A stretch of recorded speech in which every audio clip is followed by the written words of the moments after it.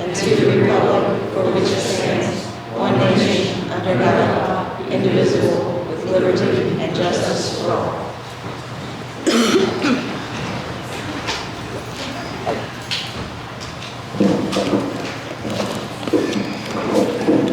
We'll start out with a roll call. Reservoir Moore.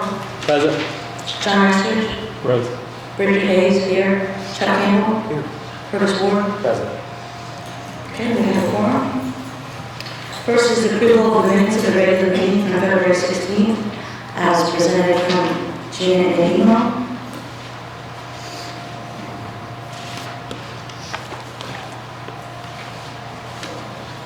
I move to approve the minutes.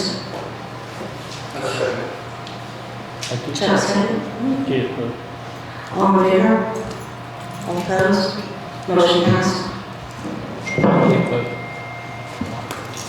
Sorry, John abstains.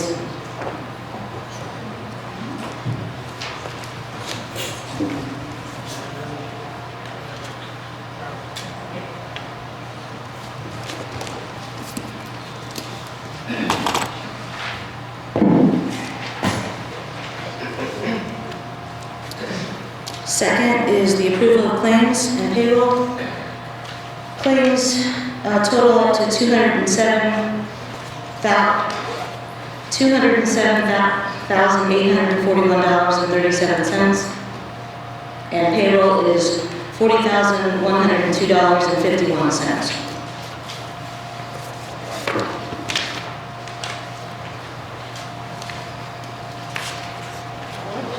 Make a motion we approve. Make a motion we approve. John Estridge made a motion to approve the claims and payroll. There a second? Yeah. Chuck Campbell, second. All in favor? 3. All opposed? I abstain. Curtis abstains, and you voted yes. So, motion passed.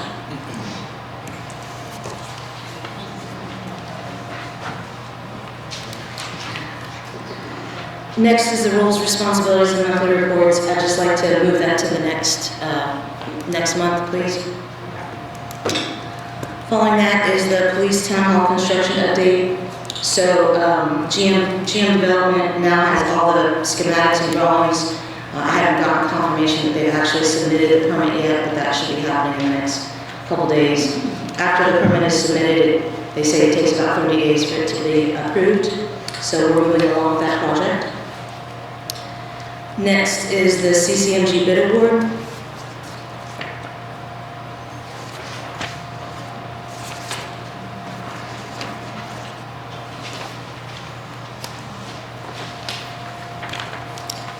Okay, so last meeting, we announced bids from Rowe at $225,597, O'Meara at $235,715.70, and Prim $239,684. And this is for the paving of Franklin Avenue from 3rd to 5th Street and 5th, Progress, and 4th Streets.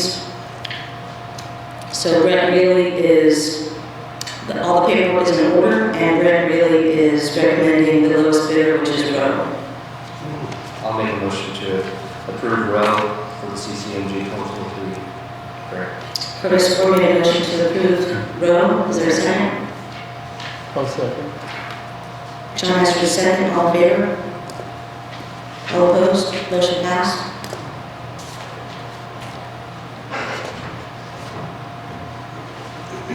Do I just sign this, Gina? Sorry. All the council members. Everybody. Where it says sign here. Yeah, open that and then just have everybody sign it. Thank you.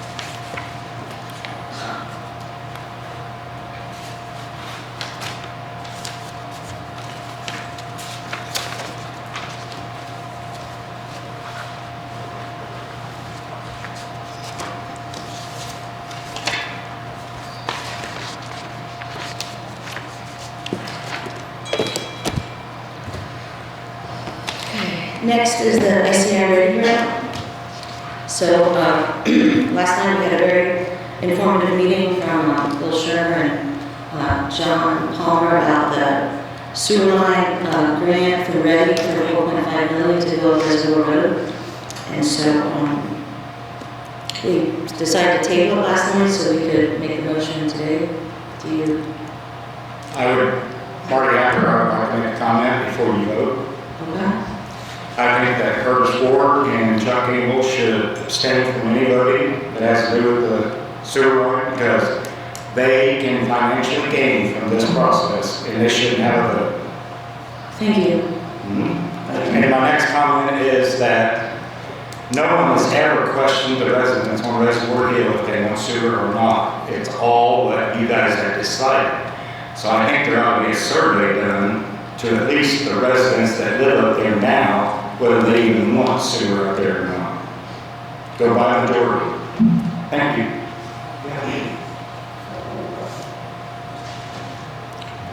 Any other future discussion from the board? Yeah, I need a microphone that works. Got a few things on this READI grant. First of all, there's no way, I believe, that 100 houses will be built in this particular part of Franklin County within the next 5 years. And that is one of the requirements they said that would be done, need to be done. Secondly, I am not for special interest projects to help pad the pockets of developers or anyone else that's moving forward, trying to move forward to gain financial gain. As Vice President, I'm asking the board to do what I believe is right, and first thing would be for Curtis Ward and Chuck Campbell to recuse themselves. In this particular vote, you both have special interest in it due to you can gain financial gain. By way of you both are laying in the direct path of the proposed sewer line plan. A, B, and C areas are a must, according to Bill Shermer and John Palmer both. A, B, and C areas are owned by local developers that are pushing to have the sewer line project completed. To me, that is a big red flag. Thirdly, I'm asking for a poll to be taken by this board of the people that currently live on Reservoir Hill before a final decision is made. I'm here to serve the people, not to be served.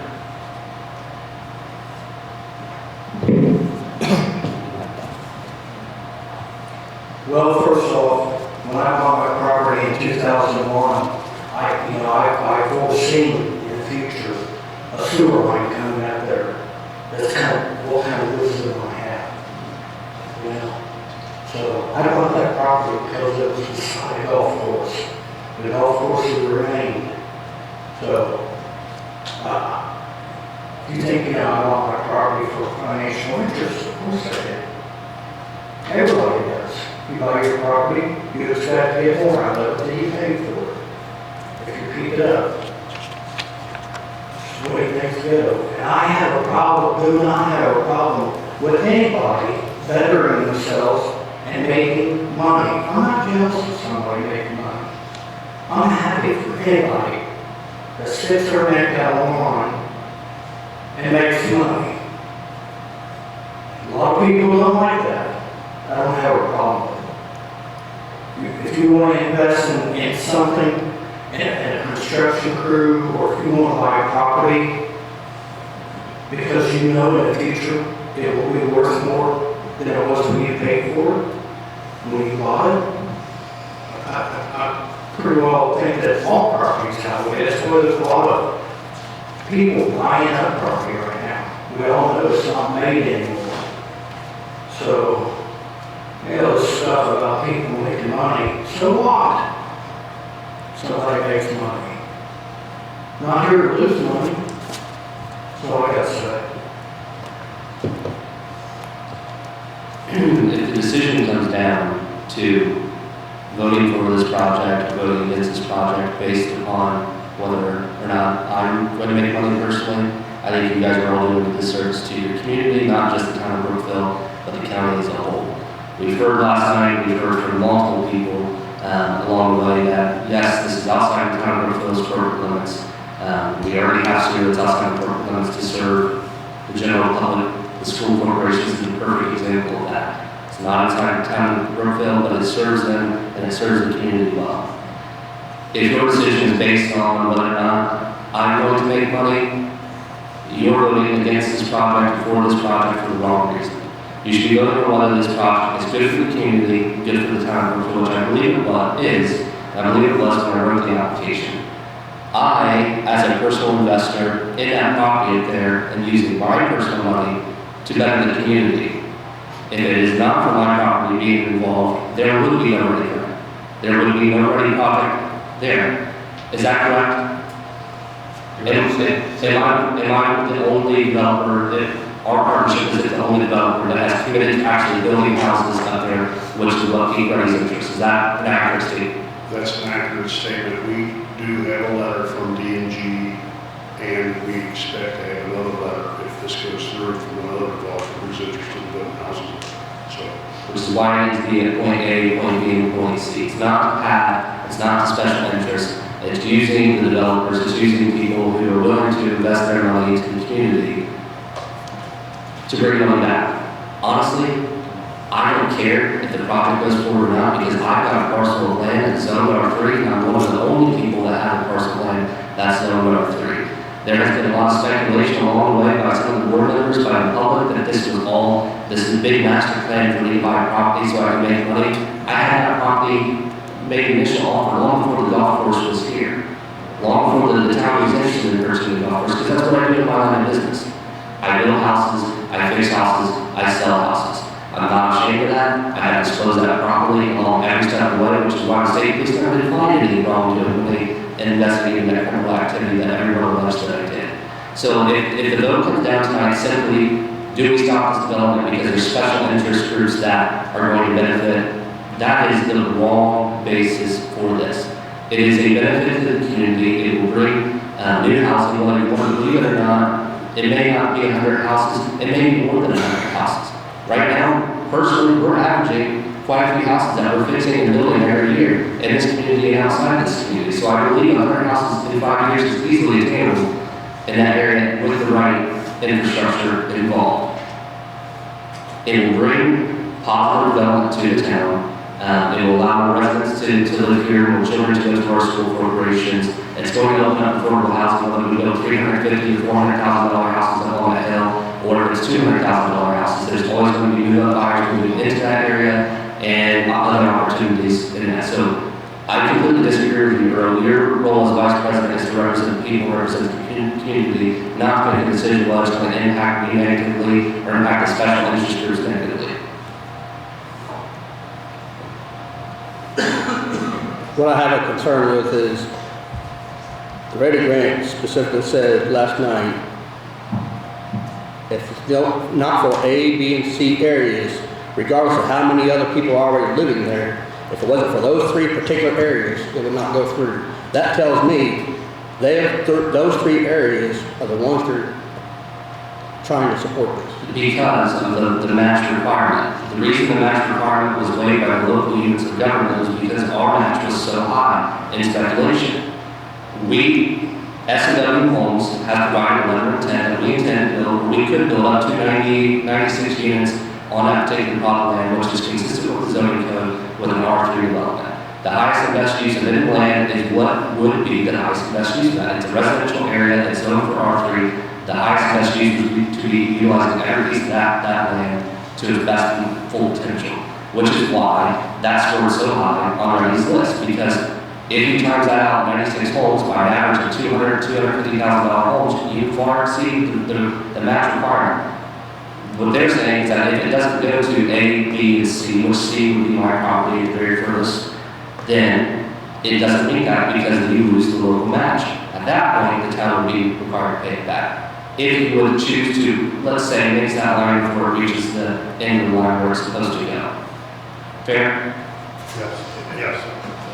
That by all means, that's exactly correct. In order to be able to obtain the match is based on those houses and the value of those homes, and that's how you come up with your match.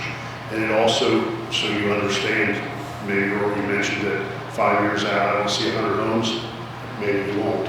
And there's nothing that says you have to have that number. We said that last night, that was a mistake, okay? But have no idea. I think I mentioned interest rates, the market, housing, all those things are going to factor in as to whether you can sell 10 homes, 100 homes, or 200 homes. Okay, there's no regulatory, there's no policing, nobody's policing the situation to say, did you meet the requirement of building 100 homes? That don't exist. Bill, if me and my partners right now would say, we withdraw our support of this project, we're going to build 9 houses on 9 lots, does that negatively impact our ability to receive this? It would, but it would negatively impact it only because we still would have A, B, and let's assume there's C at that point in time, we still have A and B, and we would have C is still going to build homes, it just isn't going to be at a number of 97 or 96 or whatever it is.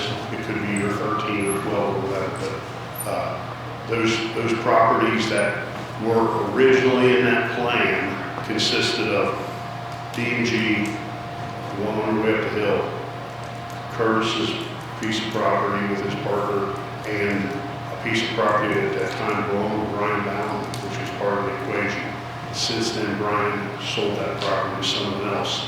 And so that individual has expressed no interest in developing that property.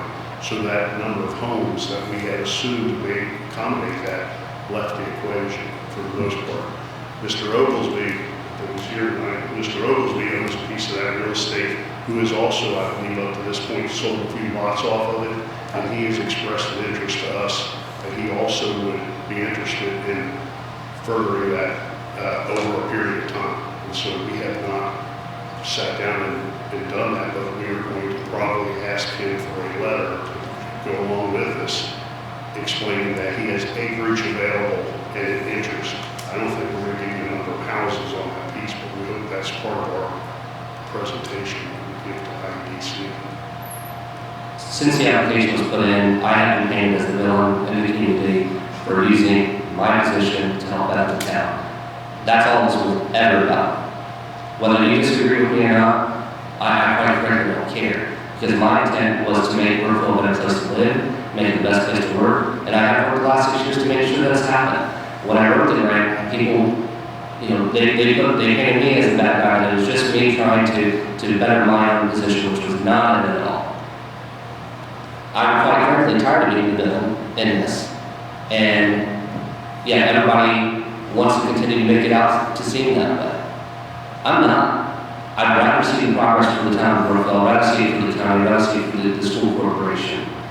It just so happens that I'm in the business of real estate, and there's nothing wrong with that with the proper disclosure. I can vote on this tonight, Marty, if I would choose to, because there's nothing in state statute that would hinder me from voting on this, as you guys have found out in the past. With the proper disclosure, as I've already mentioned, I am able to vote for or against or abstain, should I choose to do. Okay, I have a question with that. I talked to the public access manager today. He said there was nothing illegal about you two voting. But since you signed conflict of interest and this board is being transparent as they were voted in to do, you guys should recuse yourselves. I'm not saying I'm for or against this sewer project. Right now, it sounds like a good plan. That not one person has come to me as a resident and an individual and asked me, would you be for this or against this?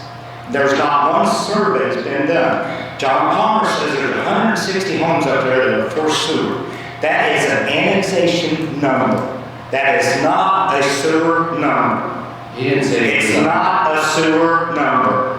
He didn't say there was 164 sewer. He said there was 160 homes up there that were wanting sewer. That were eligible for sewer. Yes, you did. Thank you, Mr. Hatter.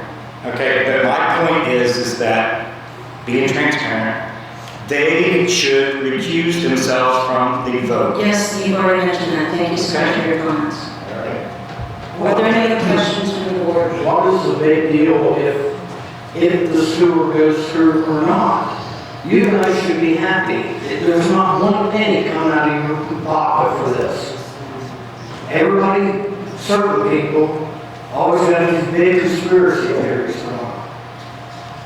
If we lose this $4.5 million grant, the town of Brookville, Franklin County can kiss any future grant money goodbye. And that's going to affect all your taxpayers, whether you want to admit it or not. Bridget, if I may, I just wanted to. As long as it's quick, Yes, we Bill, talked about I just last want to night. make one more comment. I just want to make that the people who have something to gain is the people that live in this community, our school corporation. And it just so happens that there must be 3 individuals that own this real estate that are going to have the ability to sell something. I can't believe that we're going to punish the rest of this community because of a decision that says, I'm not for padding this guy's pocket, okay? And unfortunately, that gentleman happens to sit one of those people, I should say, sits on the board for that matter, being courteous of his company. But I just think that the community has a tremendous opportunity here to gain. Thank you. Hey, Bill, Yes. if I heard correctly last night, you have to have a decision by March 17th, correct? That's correct. So if we would table this tonight to try to find out how the residents that are going to be affected by this up on top of the hill, whether they want it or not, we could vote on it then at the March 16th meeting and have your answer to you by the 17th. That's correct. Here's what's going to happen, John. See, we believe that on the 7th, which is next week, that we want to gather as much information as we can to put this packet together to present to IEDC. It requires, I'm just going to say, 5 pieces of information. These letters from the town, a letter from the school, a letter from the developer. We've got that in play. But we believe we can come up with another 10 pieces of information to knock it out of the park.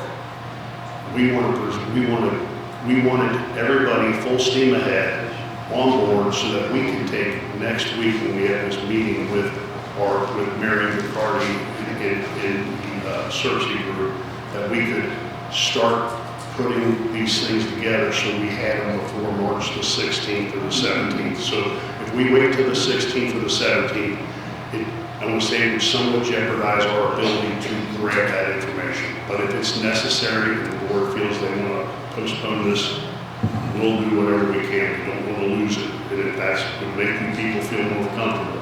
I've mentioned before, I wanted to have a warm and fuzzy feeling, and that's why I wanted to see if we could get everybody on board and go full speed ahead. So I can work with that, John. I would prefer if we could come to a consensus that would help us as far as putting our package together. But it's not necessary. When I started, after the meeting last night, I had decided to vote for this. And since its inception, how it started, I've been against it. I don't feel we have enough information to make a good decision. But I felt that even though it helped the developers, that it did help the people out there, that there's a need for sewers. But today, the only comments I've heard from people living up on the hill, one called it taxation without representation, which it is. And Marty said, nobody's ever asked anybody up there. And I would like to have time to try to get some feedback from the people that are going to be directly affected by this. Now, I personally think this is a good thing for the entire town. But I represent the people. If the people don't want it, I don't want to give it. I think, even though I don't agree with how this was all started, I think the grant money would be good to use in this way. And I don't think that we could ever do this on our own. But again, if the people up there don't want it, and the people in the town don't want it, then I have to vote against it. But I want to find out which way it is. And I completely understand that, and if that's what I said, I'd like to go into this with a warm fuzzy feeling, and if you guys aren't feeling that warm fuzzy feeling, then this money's not going to fall back on the table, shall I say, until March 17th. So we've got that time. If you guys wish to take that time, we'll make it work on our end. We can put this footwork together and create this package that I'd like to get on. I have no problem attempting to put that package together, and then if it falls on the 16th or we come to that conclusion, I won't regret that, okay, or whatever. So that's fine. If the board makes that decision and the rest of you are okay with that, I do believe that we all need to be moving in forward momentum, because there's going to be a lot of meetings and conversations and stuff to take place to help make this play. If we've got some negative thoughts involved in it, I'd love to have them cleared up. So I would say, I don't know, John, I don't believe it's not pushing this shove as far as I'm concerned. With the READI group is having a decision tonight. I think that if they need time, feel more comfortable or seek additional information, do you see that being a problem? I think if they want to get additional information, that's fine. At this point, it's their decision. And if Yes. if you don't want it, there's other places to use the money. And so that's, I will say, to gain my support, let us have a survey, some way, somehow, to get people's opinion that live up there currently, to gain our support, gain my support for the vote. And if they are for it, I'll be for it. I want what the people want. That's what I was here, that's what I was elected to do, is serve the people. With all due respect, and I don't want to make anyone mad that lives up on the hill, but they answer to the county. The county answers to them. We do not, they are not our constituents. They did not vote for us. And like I said, I don't want to offend anybody, but that is the truth. To be transparent, yes, I always want transparency. You that know me, I've been on here going on 3 years now. I've been as transparent as I possibly could. And what I worry about too, something else is, what if 10 years down the road, you have somebody like the EPA coming in saying, everybody's septic tanks are toxic. It's feeding into the water, the streams, the creeks. You guys need to put a sewer system in. Well, then we'll have to pay for it out of our own pockets. This is free. The way I look at it.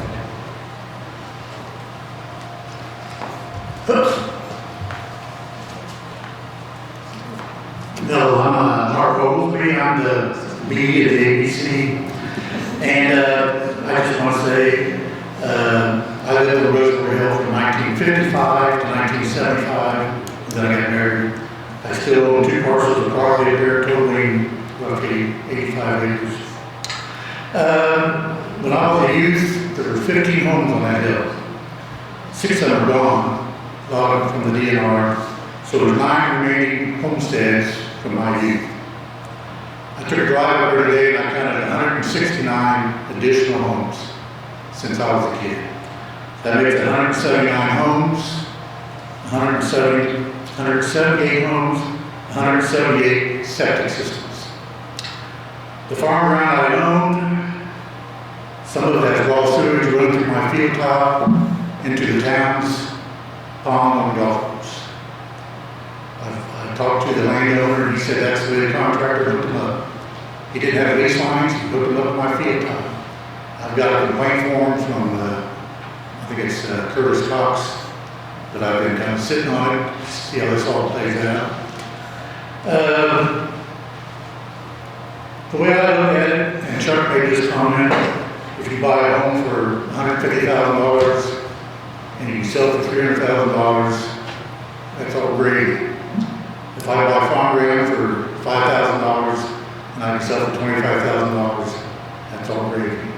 And you guys get up in the morning, some of you look at the New York Stock Exchange, the Dow Jones. I get up with the Chicago Board of Trade. It's just a different animal. But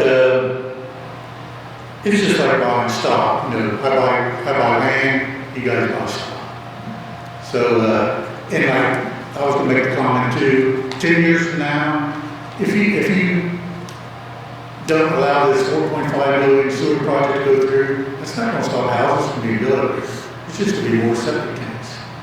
And like I said, 10, 15 years from now, you're going to say, man, why didn't we put sewers? We had a chance. For nothing.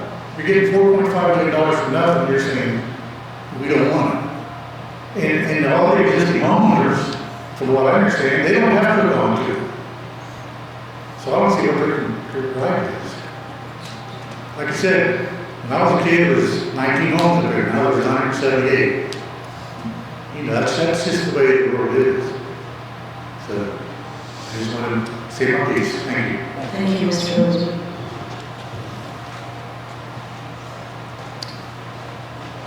Would anyone like to make a motion? I make a motion, we table it till the next meeting. John has to make a motion to table. Is there a second? I'll second. All in favor? All opposed? The motion failed.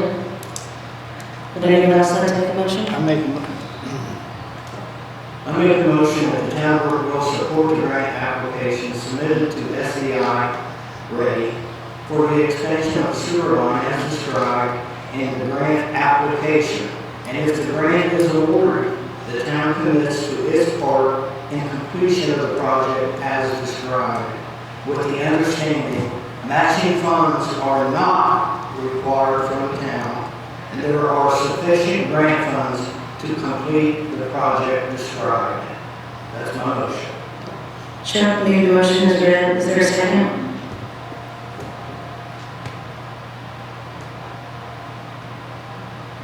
I second the motion. Before we vote, this is the part where you're supposed to have a discussion. We don't do that, right? I'm gonna have to fix that. So I'm gonna vote yes on this, obviously, because I think that this is a very uncomfortable way of, progress is always uncomfortable for people, I think, and it's a little uncomfortable for people in a small town as well.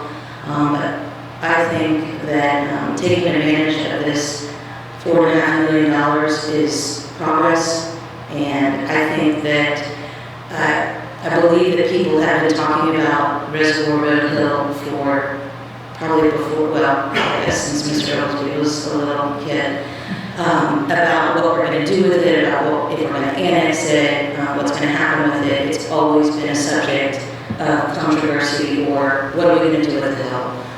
I think that this project is going to start that in the right direction of saying the town is going to do something to improve the hill. And I think that if we don't take advantage of this now, I don't know if this opportunity is going to come by us ever again. And I understand that a lot of people on the hill might not want it. And from what we know now, you don't have to hook up. But I think that as elected officials, we should do the best for the most people. And I think that this project is part of that plan, in my opinion. So now I'm going to call for the vote. All in favor, say aye. Aye. All opposed? Curtis abstains? I do. Gina? Aye. The ayes have it, motion passed. The town board will support the project.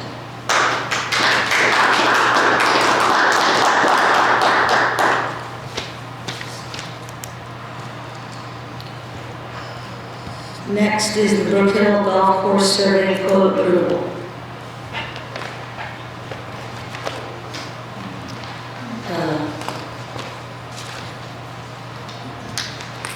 Sorry, I did print it out, sorry. I'm sorry, I didn't pass this out. So this is a contract from Rob C. to put stakes into the two properties. Sorry, I have the schematics here. This is to put stakes in our property on hole 14 so we can start the process of fixing the culvert and the drainage issue. I guess it's the northerly hole 14. We discussed this at the last meeting to begin with the project of repairing it, and this is the first step. It's just laying stakes. It's $175 for 1 hour, so it's $350 minimum.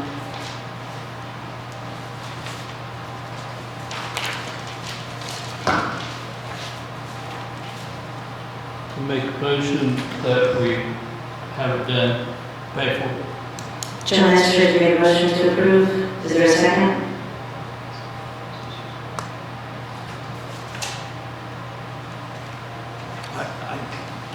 I'm still reading about it. I can't make a decision on it. So, the scope of the services provide lot corner recovery for the west boundary of Tim and Ed Black's property and the east boundary of Lot 1 of Brookville Estate subdivision.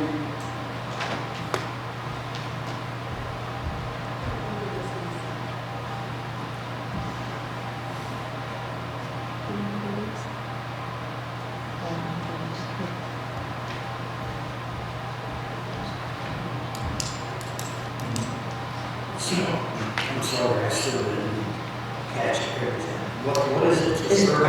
Do you have the two maps? Yeah, I couldn't tell what it was. Where this property at? So this is the lake. And this, no, this is the North Lake golf course. Okay. And this is the culvert that always washes out. Oh, okay. So this is that property on that steep hill, and then this is Annetta and Tim's property. Yeah. Sorry.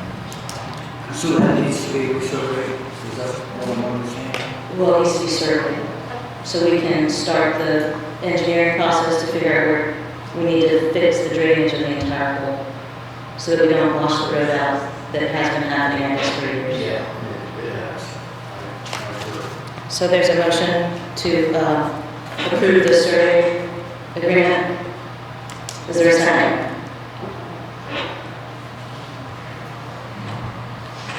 Okay, I second the motion. Is there any more discussion? So is this just that point, or is it further on up along the boundary line? It's just those two property lines. The pictures are in yellow.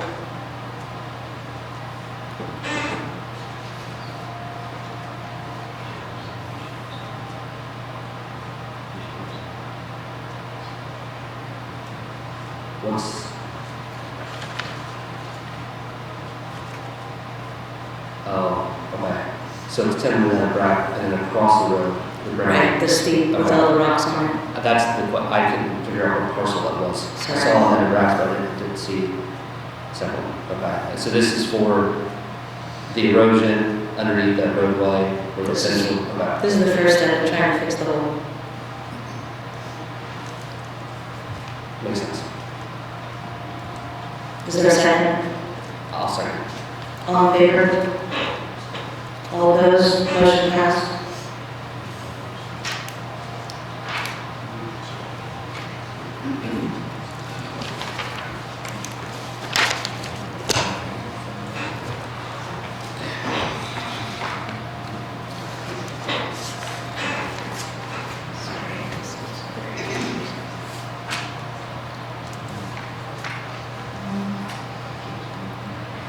Municipal Facilities Building Corporation nomination.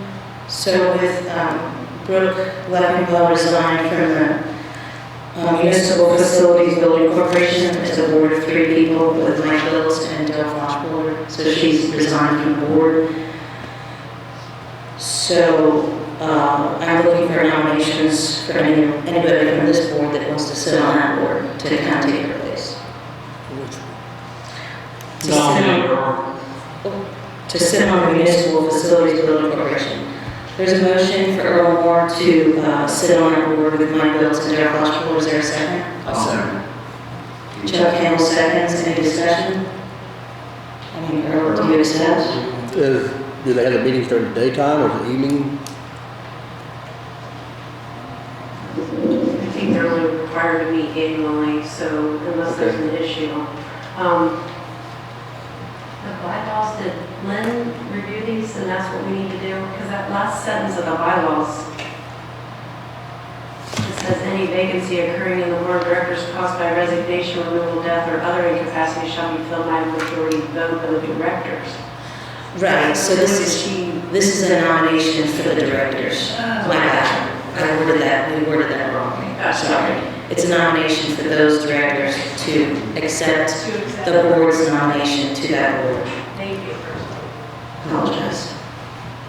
So earlier, as long as the meetings are, Yeah, as long as Okay. I don't have to work during the daytime. I'm sure it's complicated. Okay, Most of the time they have met in the evenings. after All our in one meetings. meetings.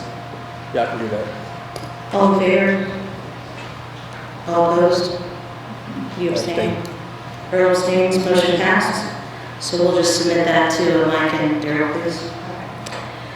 Next is the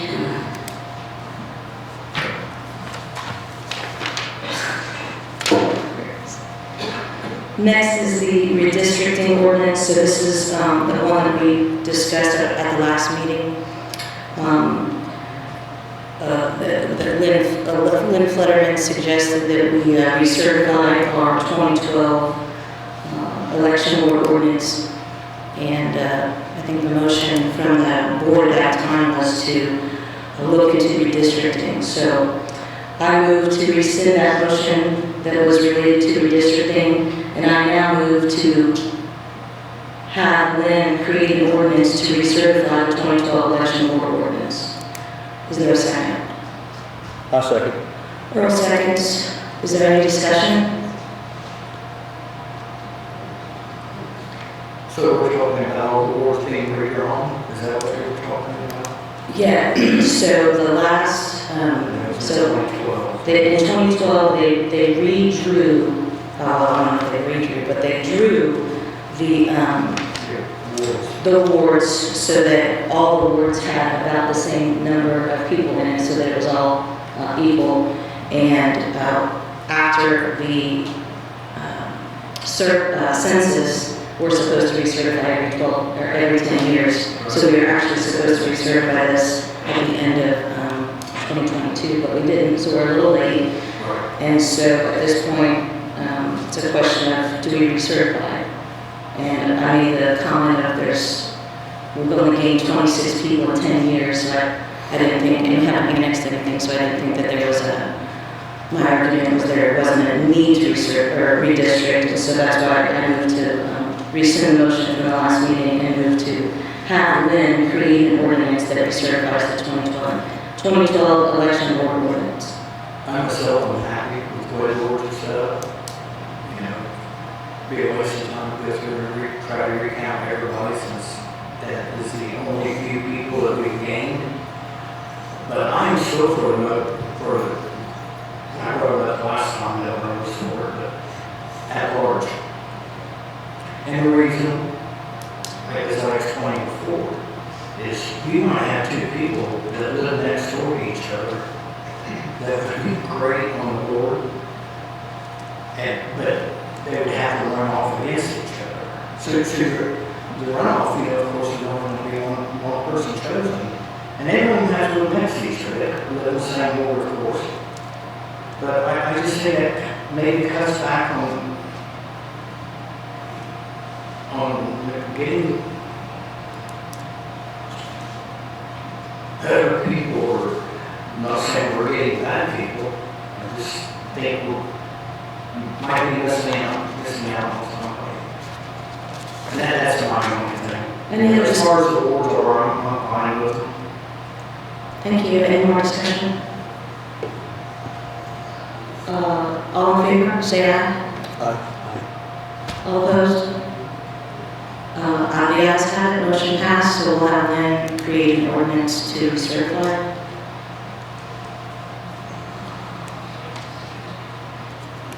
Initiation of code update. So this is yet another project that I just wanted to discuss with the board, see how you guys felt about starting the process of updating the Brookville Town Code. I'm not exactly sure what this is going to entail. I'm sure it's going to be a huge project, but I just wondered if the board wants to keep our current title ordinances as they are, or do you want to make an effort to start to look at it and update everything? I think it's worthwhile to look at it and update everything. Some of that has been outdated for a while. Previous boards have attempted to update it, kind of worn off. I think it's worthwhile to look at it holistically again and see what's relevant and what isn't relevant. Any other discussion? I agree with what Curtis said, that some things are outdated most likely. Especially the signs. Okay, so I'd like to move to update the start the process of updating the town ordinances. Is there a second? Second. John seconds, all in favor? All opposed, motion passed. So we will begin that process. Next is the Schilling Center operations. Gina? So, at the end of the year last year, we had, the fire department had taken over the operations of the Schilling Center, the rental. Since then, State Board of Accounts would recommend that we have some type of operating agreement or memorandum of understanding. That way we know what the role is, and as far as costs, what oversight council has on just the operations itself.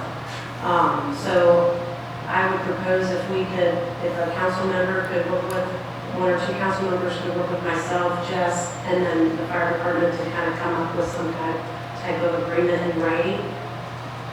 So there's a definitive overview of what that will look like. Yeah, so I talked to Chief Shires and talked about the rate in increasing the rates for the Schilling Center. I just personally feel that the board should retain that authority to set the rates, but I'm definitely more than willing to sit on a committee or subcommittee to help develop those procedures so that they can take it over. Does anyone else want to sit on that or help, or any ideas on that? Bueller? I would suggest, and John may agree with me on this, any committee work should be voluntary and should not be really decided upon at the town council meeting, because there is a open door case, and you were familiar with it because you signed this for it previously. That if you assign committees during the meeting, then those committees are subject to open door law.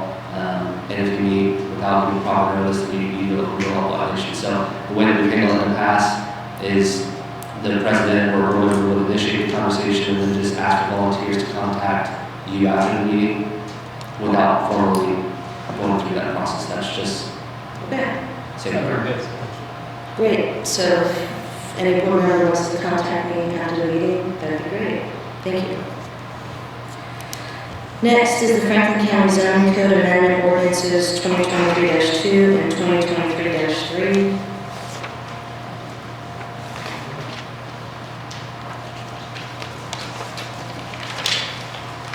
Okay, so these are two ordinances that the county has adopted. So 2022-3, the farm exemption. That one is, amendment is clearing up the language as to when a building is exempt from permit fees while still needing a permit to build for agricultural purposes.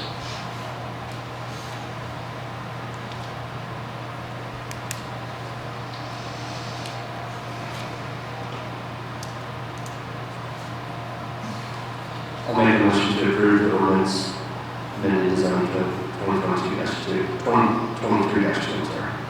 Curtis made a motion to approve 2023-2. Is there a second? Yeah, I'll say. Chuck seconds. All in favor? All opposed? Motion passed.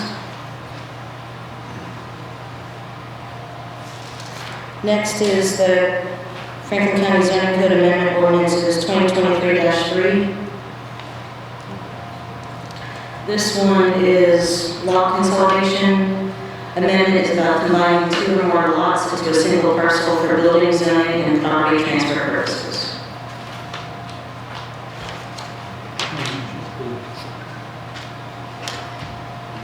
Rob, would you mind, or just, okay, would you mind kind of giving us background on this?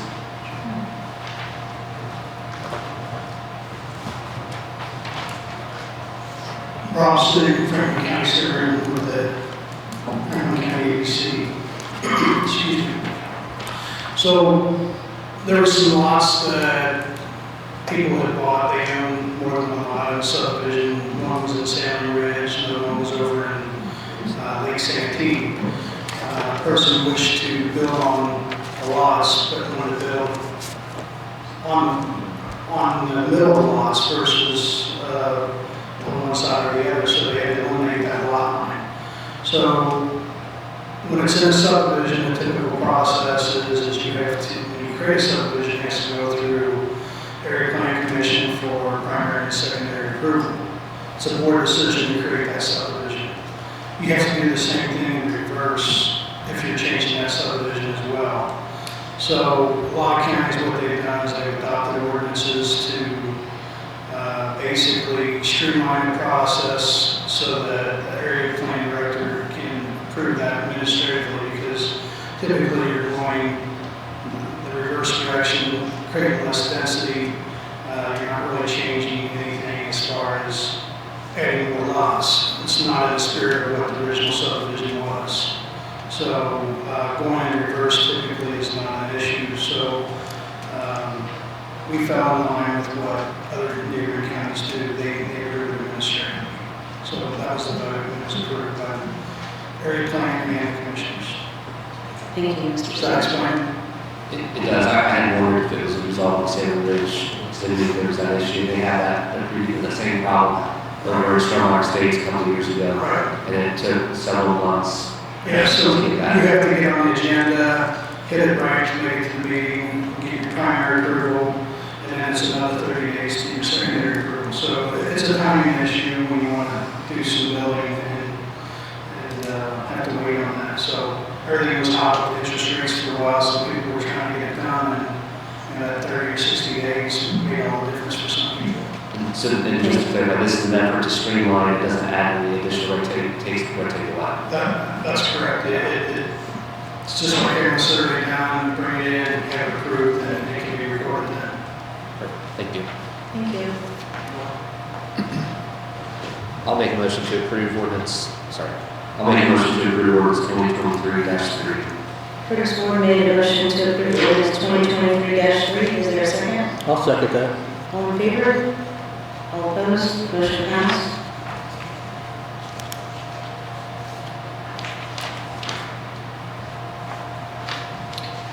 Next is building permit number 980, Franklin County Government Center. HBC looked at this at our next meeting and approved. It's adding ADA spaces, adding a north ramp, a retaining wall, and lighting as needed in front of the government center to be ADA compliant. So the HBC looked over and approved it. That approval is attached. So I'm looking for approval from the Town Council. Who's signed this? Administrator, Historic Preservation Commission, is that you? No, it's Jared Holbrook. Is there any way that we can get his name on here, the signature? I can't read it. Yeah. I don't even know who signed it. Thanks.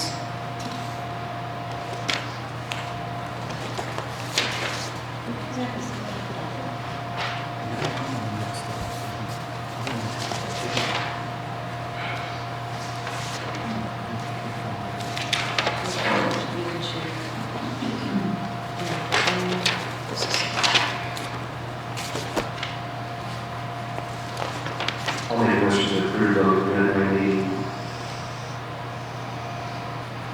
Curtis Moore made a motion to approve 980 for the Franklin County Commissioners, 88 entrance. Is there a second? I'll second.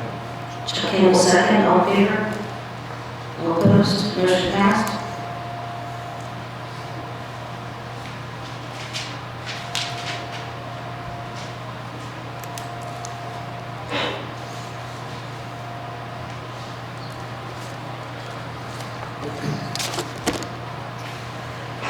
Next is the dog park. Yes, I've been approached by several people last year and several last few weeks that are concerned, like to have a dog park in the town of Brookville. And I told them I'd bring it to the board and see if we can possibly be able to do something to make it happen. Do you have any suggested places or? The one is you can turn Randolph Park into a dog park and put a fence for the basketball court instead of replacing $70,000 of playground equipment. That's only 2 blocks from the new playground equipment that's already been built. Or you just put up fencing area in the town park along in the grassed area behind the American Legion, inside the walking trail. There's plenty of area there. There's a couple different places you can put up a fence, and pretty much that's all you would need is a fence with a gate. I don't have any problem with the dog park in town. Well, I'm really fine with this, but I'm not real sure about the first slide you mentioned because there's a house right across the alley from it. And I don't know if they would complain if the dogs bark or not, but I do like the location at the end of the town park. Speaking of, I don't know exactly how big that location is myself. I don't think we can do Randolph Park. Mr. Randolph gave that to the town for the children. And I think there's a separate fund for it and everything. So I don't think we can change the use of that land. So, Earl, have you, I think what we can do as our health core team members is add that to the list of projects for those pathway team members to kind of flesh out, so that there's a group of people that are fleshing out all these project ideas to see if it's feasible and doable, and I don't know, they're kind of going to outline a bunch of projects, so I think maybe we could add that to their list. Okay. And have those people kind of think that through. If anybody else has any ideas or sounds good. I do agree that we need a dog park. When we did the 21 by 21 projects, that was a project that came up, we just didn't have. We were trying to do low-cost projects at that point in time. But I agree with Bridget, the ARPA funds would be a really good way to get some things that the people in Brookville have talked about and have wanted for some time that we haven't just been able to accommodate. I do like the second location. I think that dog parks work better when there's a little bit of shade for the owners to kind of get in there and integrate with them. So I think there is a section of the town park that you can carve out for that. And I would agree, send it to the pathways team and let them flush out details and bring it back when we have a finalized plan for our funds. Yeah, sounds good. Okay. Next is the monthly golf course financial reporting posting. Oh, am I reading the wrong one? Well, no, you're right. I believe Councilmember Moore had requested that I do monthly posting. I just want to make sure all the council is fine with that on a monthly financial report for the golf course posted on the page, or did you mean both page and website, Facebook page and website? Yes. That way the public can regularly look at it whenever they want to see it. Okay with that?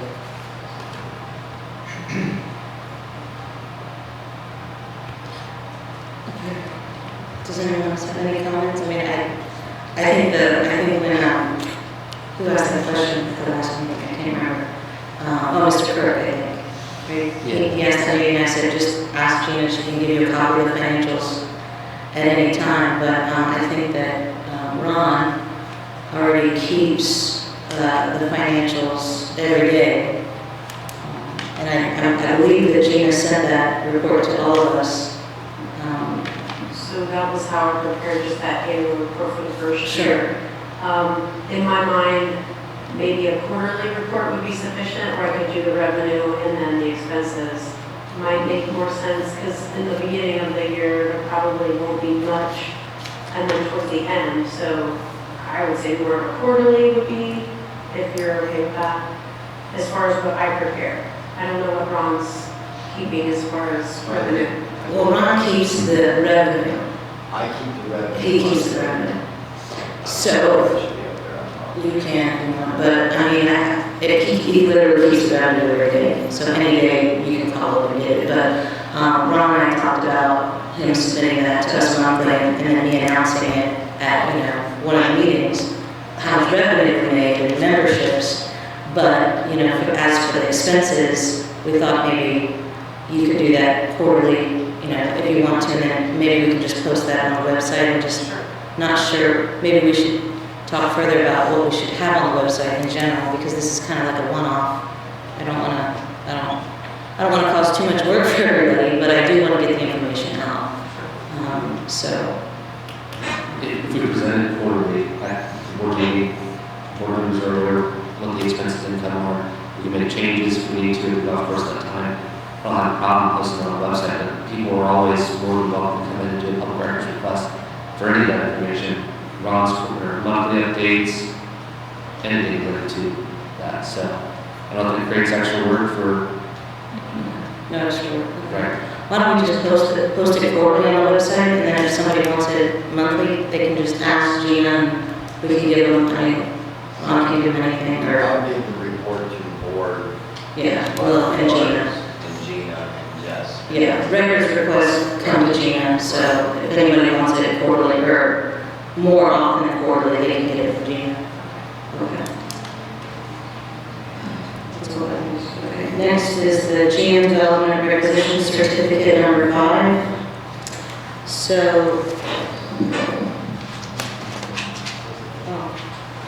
okay. So this is GM Development submits their invoices for the new police department and town hall through the Municipal Facilities Building Corporation. And they submitted that invoice that I spoke about at the last meeting for $55,000 from Zach Ward. And Daryl Flashfuller has signed that, but the board here has to approve it also. And that is,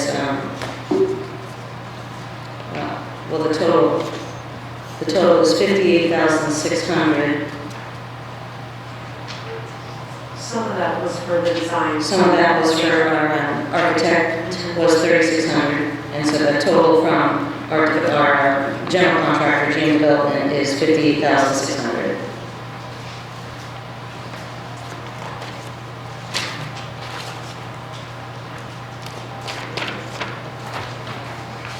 Was the work done there, was it approved by the board before the work was completed? So the work was approved by our developer the previous town board contracted with to do the renovations. But all the work was authorized to go ahead? Well, As far as I know, if Greg is the one that, the developer is the one submitting the requisition certificate, so to me, he's certifying that he should be paid. so I asked Greg, just want to make sure that all the work done in the police department and Zimmer building, or in the town hall, is, good to go. It's exactly what we want. It all comes to code. And he said that's exactly what the architect and what he is doing and what his new subcontractor, Todd Riegel, will ensure that the police department and town hall is up to code and is safe for our employees and is exactly what we want and need. So there shouldn't be any concern about the invoices that he's sending up that aren't specifically, that they're all good to go. I'm sorry, I didn't print the email, but he gave me some words to use, so I'm kind of paraphrasing. So I move to approve this, that Daryl Flashfuller has already signed up on for $58,600 for GM Development. Is there a second? Chuck seconds, all in favor? All opposed? Curtis abstains.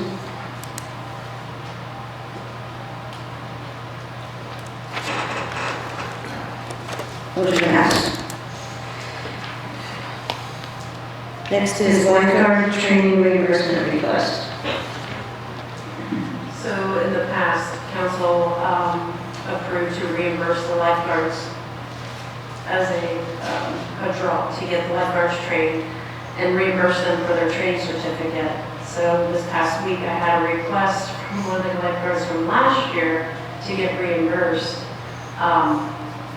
If it was the same year, it'd be fine. I don't mind. But I want council to say, yes, it's okay for 2023 to reimburse this lifeguard for the training that was received.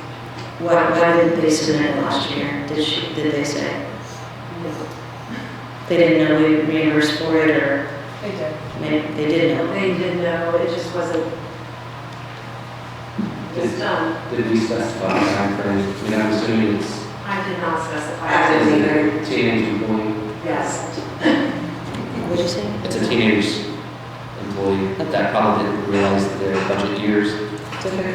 I think if we're gonna keep that same policy moving forward, we have to tell them it has to be done within the end of the year. Reimbursement. This is a $230 reimbursement. Yeah, And the certificate is good for 2 years. I would think it's fine reimbursing, just maybe set a policy that we're not reimbursing non-budget year. Is that a motion? It is. Is there a second? So, John is your second. All in favor? All opposed? Motion passed. I'll just... $203. Okay, equipment code. Oh, yes.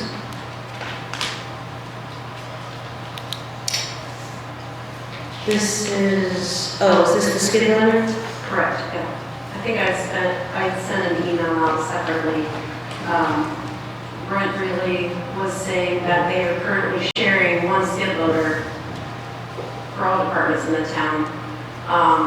Since we acquired the golf course, there are a lot of projects that need that skid loader up there as well, so they're driving it back and forth. We don't have a trailer to haul. Brent had suggested that maybe we could look into purchasing a new one. That way, the old one could be kept at the maintenance building at the golf course. He obtained this quote from Zimmer Tractor. The total is $60,352. If council chooses, I would propose that we split between the 4 departments. The water, sewer, street, and Golf course. correct.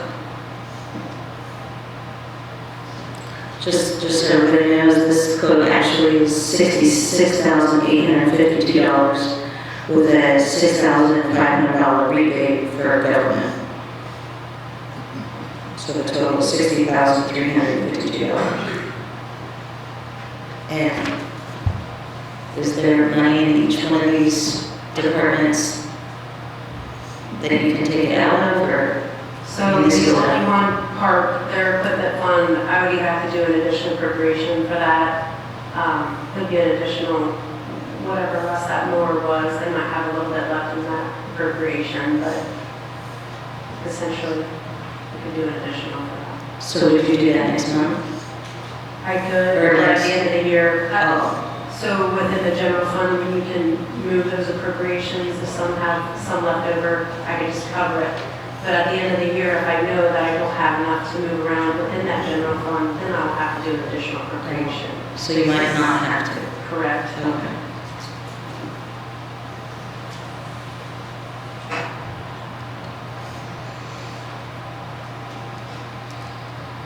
I'm looking for a motion. Yes. I make a motion that we purchase this. I make a motion to purchase it, but split it between 4 departments. Split it between 4 departments. Is there a second? I'll second this motion. Or more seconds? Is there any discussion about this?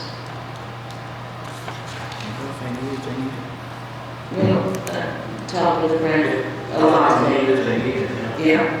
It seems as though this would be the smartest way to handle it. All in favor? All opposed? Motion passed.